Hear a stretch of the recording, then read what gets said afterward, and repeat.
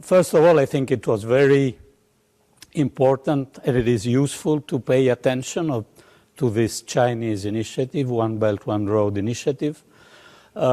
16 European countries were there a couple of years ago when it was launched in Beijing. But we have to take in account two things. One, that the agreements that were signed here in Italy are not so relevant from the economic point of view. We will not change the mood of our economy with this agreement, and my guess is that perhaps we will not even change the balance of trade between Italy and China, which is unfortunately a balance of deficit on the Italian side. Second point is that politically, geopolitically, I deem really unwise from the Italian government to take such a decision without coordination with European Union and our allies. Europe is showing its divisions toward China, and this is not something that will strengthen our position, even on trade. So you sound quite negative on this memorandum of intent that has been signed. Can I just get into how concerned or how cautious Italy needs to be? Because there are fears that in other examples around Africa and Southeast Asia, that there have been debts to be paid to the Chinese on the back of these projects. And I think one of the feelings is that Italy desperately needs infrastructure at this point. So how cautious does Italy need to be that is not beholden to the Chinese down the track? Well, Italy is not an African country. We have a certain amount of Chinese investment, perhaps lower than in UK or in Germany, and we will not have a Chinese invasion after these agreements. We have to be very cautious, especially on issues connected to security, telecommunications, but I don't think that these agreements economically will change much in the framework we have.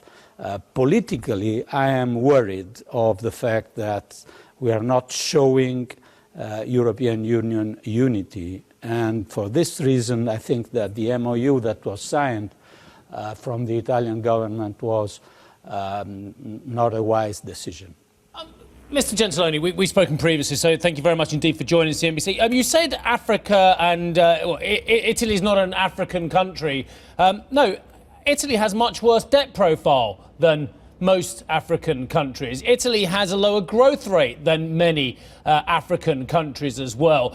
Italy is in a parlous state still, despite the fact that we entered this crisis with a huge debt to GDP and ended up with 131% debt to GDP and doing nothing meaningfully to get it down.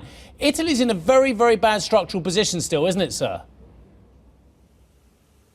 Oh, yes, that's sure.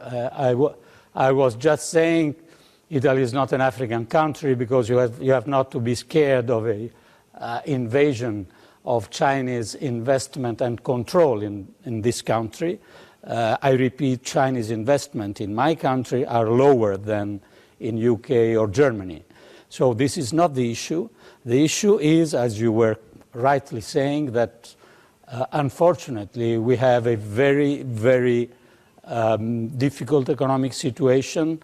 With the new government, we are back again in recession, technically in recession.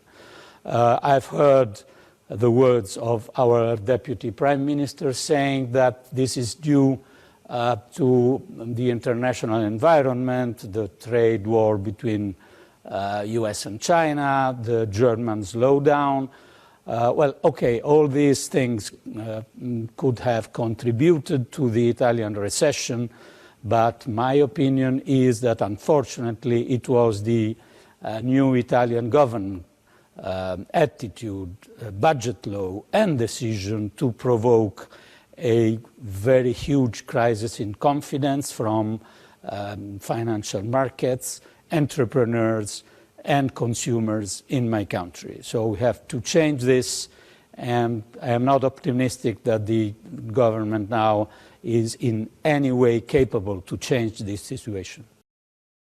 Hi, I'm Giovanna Bersecci, and thank you for watching. You can check out more of our videos by clicking on the boxes on the screen. And don't forget to subscribe to our channel for more from CNBC International. Thank you for watching.